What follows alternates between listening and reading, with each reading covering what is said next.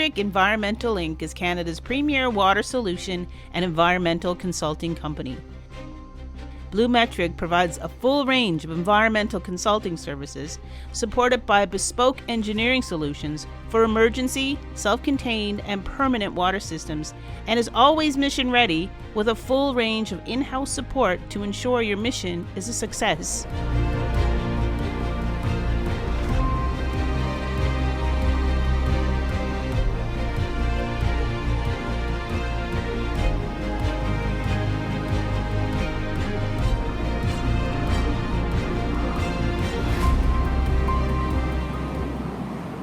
Welcome to the Over the Horizon podcast here at Mass 2023, sponsored by our good friends at BluMetric. I want to tell you, a lot of great conversations happening at this trade show, really focused in and around the maritime defense sector with a great lens on maritime safety and security. It's been a wonderful conference.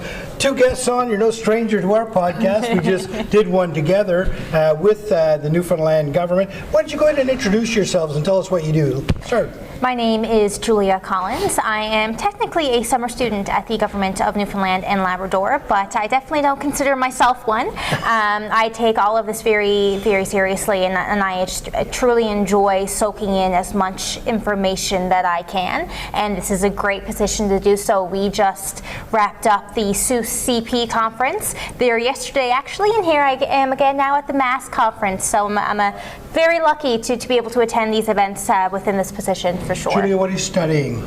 Business management, and my focus is in accounting. Okay, and it's a co-op program, I'm assuming? It is, yes. I do multiple work terms. Now, this position with the government is actually outside of my program. Okay. I'm just doing this purely for the opportunity and the experience. Yeah, well, you couldn't have found a better group to work with. Having worked with you guys over the last couple of days, I mean, there's no doubt that you guys are sparking on all cylinders and really making a difference for the province. Kevin, how about yourself?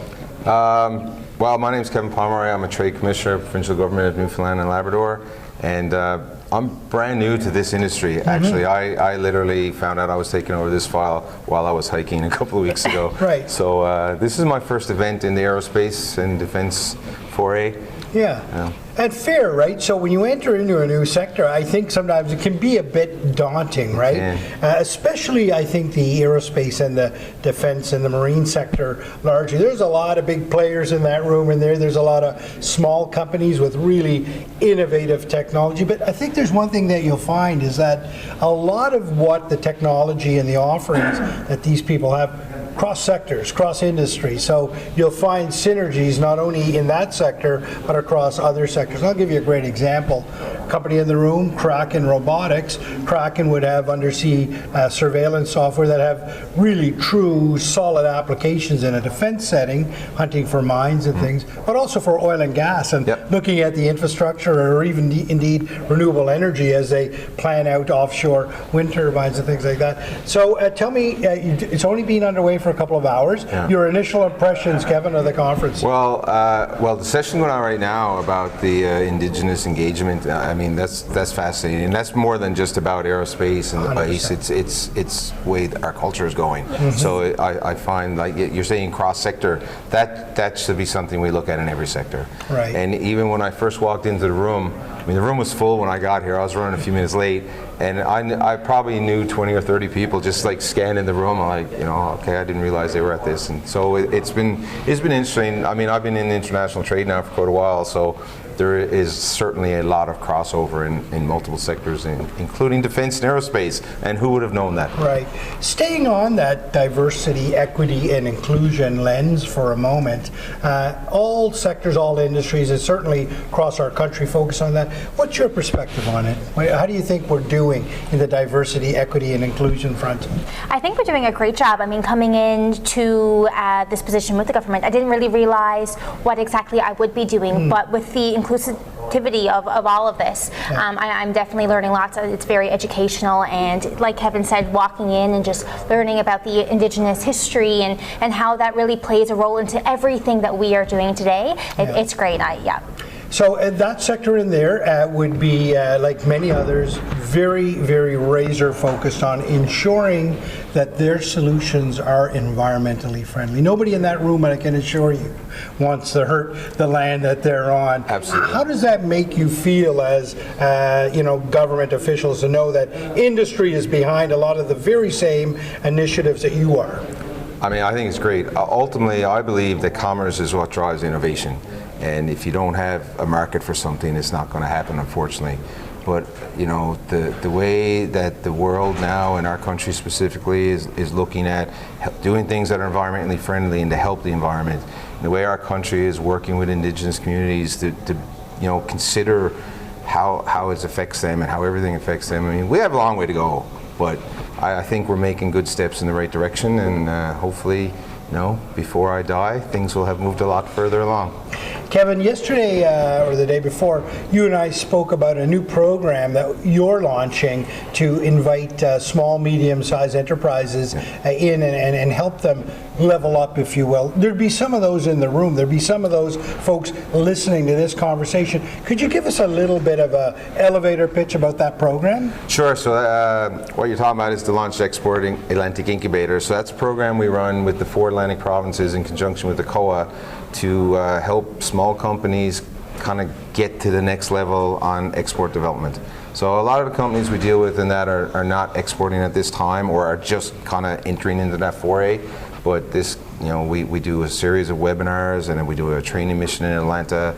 And we do have several Indigenous partners actually taking part this year. We have a lot of female entrepreneurs that are taking part. It used to be very focused on manufacturing, and not intentionally, it just kind of went that way. And now we find it's more and more focused, not even focused, it's more and more diverse.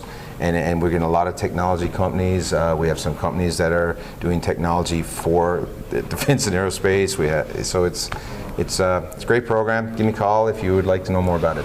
I tell you, so what's interesting, and there are a lot of people in that room, and there are ocean focused. Many of them are really focused on it. Many of them are participating or are indeed touched by the ocean supercluster. Yep. And what's really cool is that Sioux CP was really the birthplace of the ocean supercluster, right? Was. So there's a real synergy between what you just left and what you're walking into now. You'll see in there that there's a lot of companies that are looking to kind of find ways to collaborate not only with one another, but also to collaborate with government and academia. So this is a real sweet spot for you guys. So it must be an exciting time for you. What are you hoping to get out of the conference? What's your ultimate goal here? The ultimate goal is to really learn and make new connections within the blue economy, which is, the focus of this conference, as well as to, educate myself on why it is so important, and all the Indigenous histories and the collaborations of everybody and every company and every person here. All right. Yeah. How about yourself? It's interesting that you bring up the Sioux, and how there's a lot of colleagues of mine that are in this room that were here for Sioux and they're also attending Mass.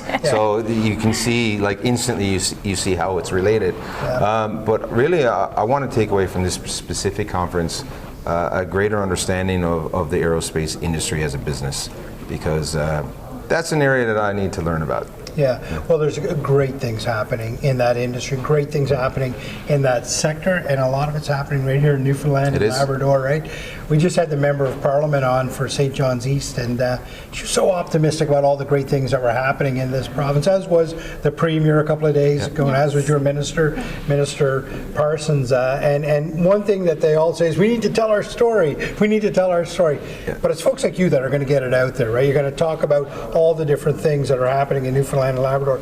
The folks, the industry players, are going to go away from this trade show and they're going to go back to doing business. And it's your guys' role to get out there and talk about all these things that are happening. Exactly. So you're in the right place at the right time. Thanks for coming on the podcast yet again. And I know you were trying to co-host it at one point. We'll get you back for another co-host. I was guest host. You're a guest host.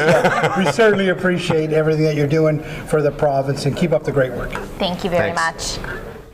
BluMetric wants to partner and work with Atlantic Canadian industries and organizations who are concerned about the water health of our planet and the people who inhabit it in an environmentally and culturally sensitive manner. BluMetric wants to join the growing number of like-minded, innovative Atlantic Canadian companies who are changing the environmental landscape for the globe in a world-class way.